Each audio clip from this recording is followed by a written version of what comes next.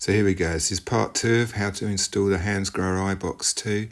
As you can see, I foamed it in the wall, just removing the support. The foam's got it super rigid, so it's nice and easy to plumb up. It's not going to move while I plumb it up. And here you see I plumbed it all up in copper. And it's now live and tested. So it goes through the hot, transfers down to that outlet, goes through the cold, transfers to that outlet with those channels inside, so it tests all the pipe work.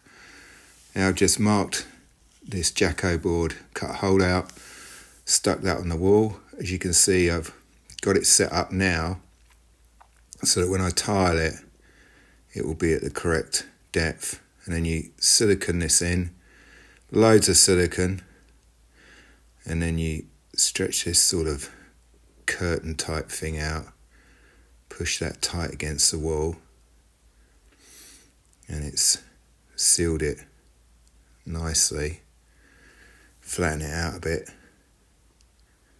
and you can sort of slide that inner black spigot out sort of to your depth of tiling. There you see I've tiled it, slid the spigot out, and then you silicone this against the tile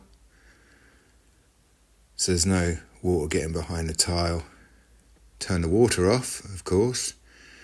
Remove this blanking plate, take it out, and now this little red thing, if you want to blank off one of your outlet supplies when you're testing it, you put it in there. It doesn't give you two of them, so I'll save that one for the next one in case I want to blank both off. It gets a bit of sort of silicone grease applied, goes around these O-rings. So you've kind of got a tapered body, so when you tighten it up it can only pull it tighter. Make sure you get it the right way round. Hot's on the left. Now this adjusts, loosens off so you can move it in and out. There you go. So I kind of took that out to the max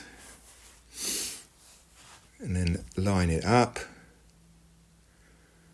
Make sure you got it lined up, put it in, and the Allen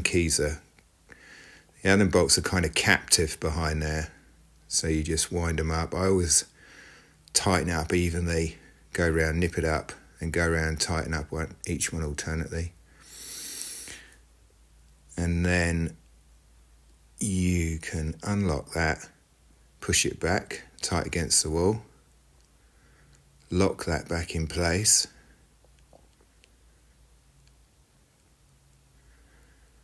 clip the surround on, just pushes in place,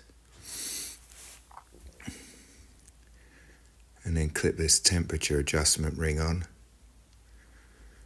I actually put that round the wrong way first time, so just double check it, check it's working. Actually it's not temperature adjustment, it's between the bath and the shower and the off position. You've got these little indicators which say bath or shower. For some reason they did not want to clip in, so by that point I just put some silicone behind them. Now clip on temperature adjustment knob and give it a test, and I assure you water's coming out of the bath there and water's coming out the shower there. So there you go, hope this helps.